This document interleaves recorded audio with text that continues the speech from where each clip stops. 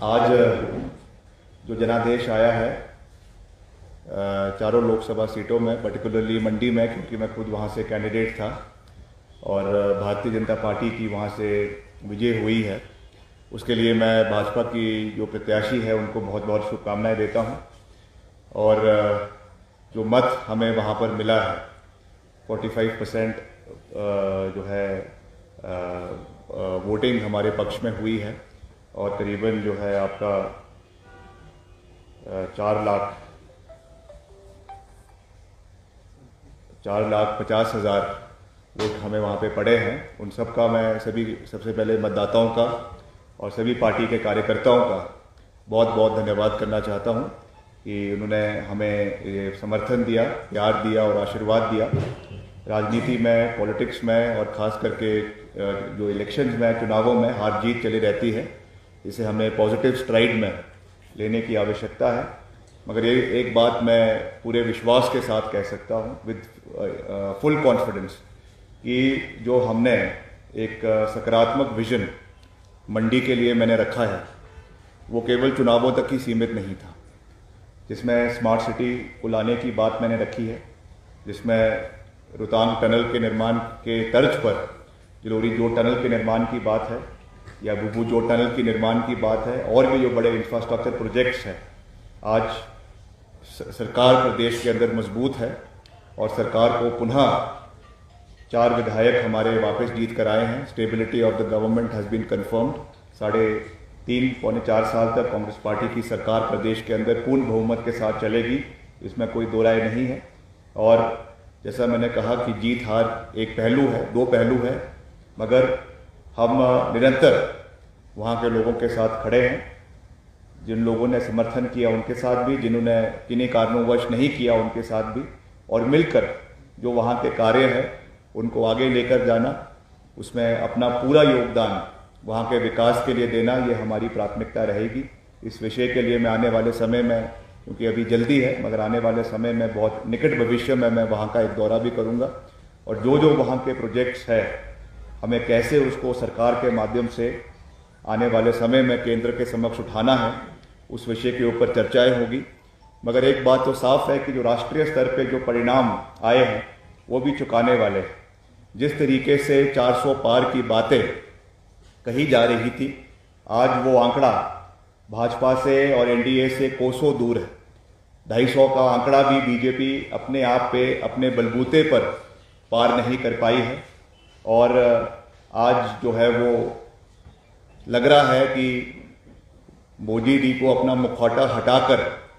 वाजपेयी साहब का मुखौटा अपने चेहरे पर लगाने की आवश्यकता पड़ सकती है। इसलिए जो बातें गठबंधन से आज तक नहीं हो रही थी, किसी को उप प्रधानमंत्री बनाने की बात हो रही है, किसी को और चीज़ें हो रही है, इसके क्या परिणाम निकलेंगे आने वाले समय में वो तो हमारा राष्ट्रीय जो हमारा सेंट्रल लीडरशिप है पार्टी का, वो तय करेंगे कि कौन एनडीए में रहता है और कौन वहाँ से इंडिया गठबंधन में आता है, क्योंकि कांटे की टक्कर है, वो चीज़ें राष्ट्रीय स्तर पे तय होगी। मगर ये ज़रूर है कि जो 400 पार का ये एक आंकड़ा पूरे देश के अंदर दे रहे थे, उससे देश की जनता ने उसके खिलाफ मैंडेट दिया है और नैतिकता पर ये भाजपा के खिलाफ ये मैंडेट है। मगर इस आने वाले समय में इस चीज़ के क्या समीकरण निकल कर आते हैं वो कुछ दिनों के अंदर तय होगा राष्ट्रीय स्तर पे।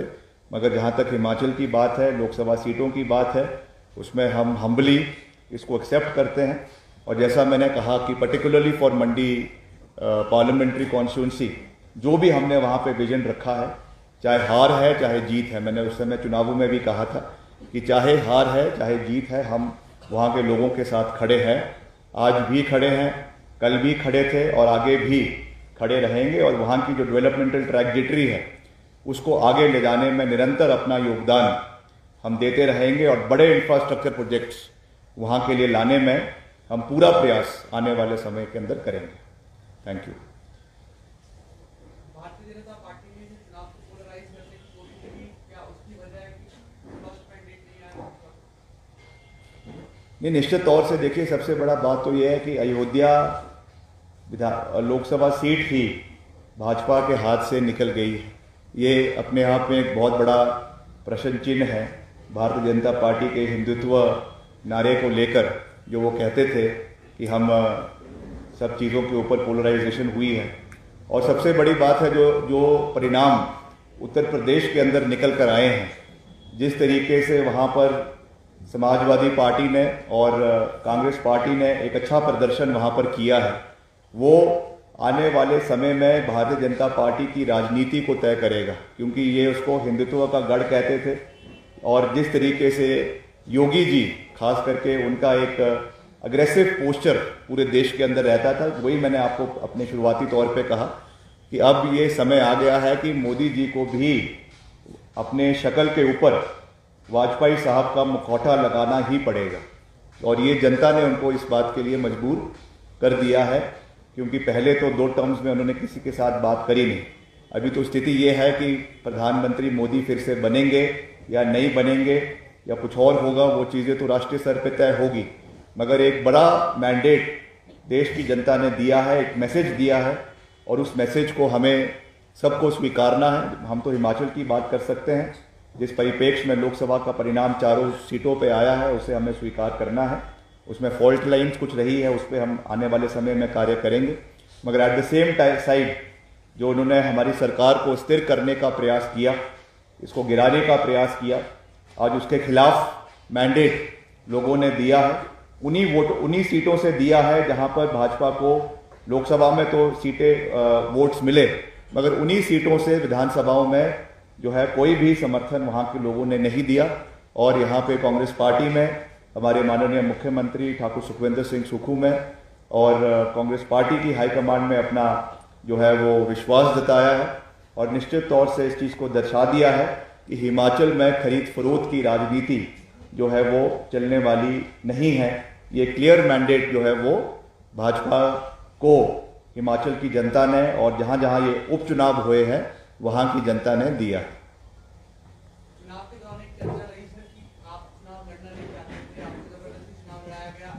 ये चर्चा नहीं रही, मैंने तो ओपन मंच से कहा कि मैंने टिकट के लिए अप्लाई नहीं किया था, but I am a dedicated soldier of the party. हमने चैलेंज एक्सेप्ट किया, लड़ाई लड़ी, पूरी फ्रंट फुट पे लेकर लड़ी और अच्छा मार्जिन प्राप्त किया है, अच्छा वोट शेयर प्राप्त किया है। And I think at 34 years of age ये कोई हमारे लिए it's more of a profit than a loss. आने वाले समय के लिए एक वोट बैंक है जो बना है, विश्वास बना है, and in the times to come इस पर हम और बिल्ड करेंगे